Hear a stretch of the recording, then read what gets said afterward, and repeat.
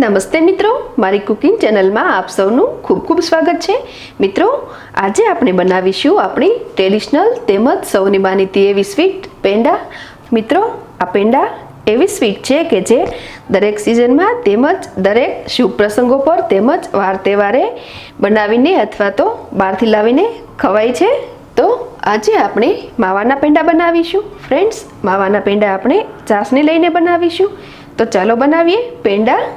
Friends, peda બનાવવા માટે મેં અહીંયા કુલ 500 ગ્રામ માવો લીધેલ છે, જેને મેં આ રીતે ગ્રેટ કરી લીધેલ છે। સાથે જ મેં લીધેલ છે 250 ગ્રામ ખાંડ, જેનાથી આપણા પેંડા મીડિયમ સ્વીટ બનશે। જનરલી પેંડા બનાવતી વખતે 1 કિલોગ્રામ માવા સાથે 600 ગ્રામ જેટલી ખાંડ લેવામાં આવે છે। ખાંડની ક્વોન્ટિટીમાં આપણે સ્વાદ મુજબ ફેરફાર કરી શકીએ। તો પેંડા બનાવવા માટે સૌપ્રથમ હું એક પેનમાં 250 ગ્રામ એટલે કે મેઝરિંગ કપ મુજબ 1/2 કપ ખાંડ લઉં છું। ફ્રેન્ડ્સ, અહીંયા આપણે ખાંડની ચાસણી બનાવવાની છે, માટે સાથે હું એડ કરું છું ખાંડ ડૂબે તેટલું પાણી। મિત્રો, મેં અહીંયા કુલ 100 ml પાણી લીધેલ છે। હવે સ્ટવની ફ્લેમ થોડીવાર માટે ફાસ્ટ કરી દઈએ અને આકરી ચાસણી તૈયાર કરવાની છે। આપણે કન્ટિન્યુઅસલી આ રીતે હલાવતા જ રહીશું।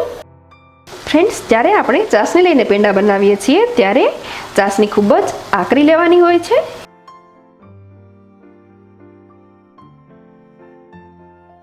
ફ્રેન્ડ્સ, ચાસણીમાં આપણને સરસ વ્હાઈટ બબલ્સ પડતા દેખાય છે, તો હવે સ્ટવની ફ્લેમ થોડી ઘટાડીને મીડિયમ કરી દઈએ।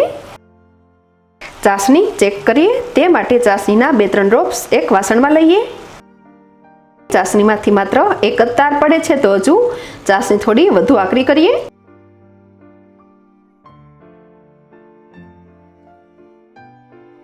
ફ્રેન્ડ્સ, સ્ટવની ફ્લેમ સ્લોએસ્ટ કરી દઈએ અને ફરી ચાસણી ચેક કરીએ।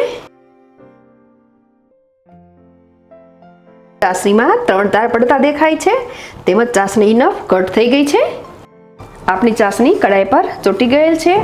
આપણે આવી જ આકરી ચાસણી કરવાની છે। તો હવે ક્રમ્બલ કરેલો માવો એડ કરી દઈએ। ફ્રેન્ડ્સ, મેં અહીંયા કુલ 500 ગ્રામ માવો લીધેલ છે। હવે સ્ટવની ફ્લેમ સ્લોએસ્ટ કરી દઈએ અને કન્ટિન્યુઅસલી આ રીતે હલાવીશું। સાથે જ હું એડ કરું છું ચપટી એલચી પાવડર। જો જાયફળનો સ્વાદ પસંદ હોય તો આ સમયે ચપટી જાયફળ પાવડર પણ એડ કરી શકાય।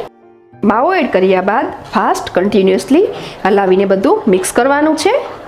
ફ્રેન્ડ્સ, અહીંયા મેં માવાને ખમણીને કાચો જ લીધેલ છે, પરંતુ જો આ માવાને 2 ટેબલસ્પૂન જેટલું ઘી એડ કરીને શેકીને બનાવવામાં આવે તો પેંડા વધુ સ્વાદિષ્ટ તેમજ ટેસ્ટમાં રીચ બને છે।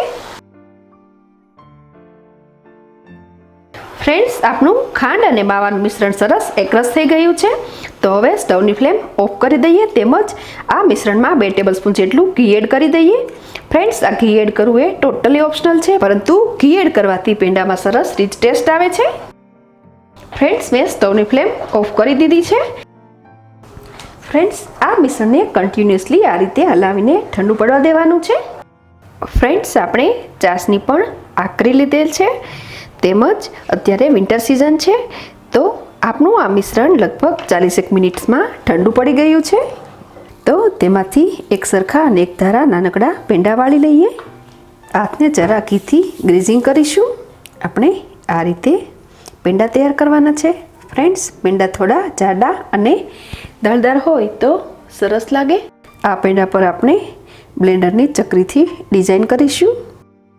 તો ફ્રેન્ડ્સ, આપણે આ રીતે બધા જ પેંડા વાળીને તૈયાર કરીશું। પેંડા બનાવતી વખતે એ વાતનું ખાસ ધ્યાન રાખવાનું છે કે ચાસણી લેતી વખતે ચાસણી પરફેક્ટ લેવાની છે। જો ચાસણી ઓછી આવી જાય તો પેંડા બરાબર વળતા નથી, સોફ્ટ થઈ જાય છે, અને વધુ આવી જાય તો પેંડા કડક થઈ જાય છે, માટે ચાસણી પરફેક્ટ લેવી એ ખૂબ જ જરૂરી છે। ફ્રેન્ડ્સ, આઈ હોપ મારી આજની આ રેસીપી આપ સૌને ખૂબ જ પસંદ પડશે, તો જરૂર ટ્રાય કરજો અને આવી જ અવનવી રેસીપી જોવા માટે મારી ચેનલને સબસ્ક્રાઈબ કરી અને બાજુમાં આપેલ બેલ આઇકોન પ્રેસ કરી લેજો, જેથી મારી આવનારી નવી રેસીપીની માહિતી આપને મળતી રહે। ફરી મળીશું નવી રેસીપી સાથે। Thanks for watching.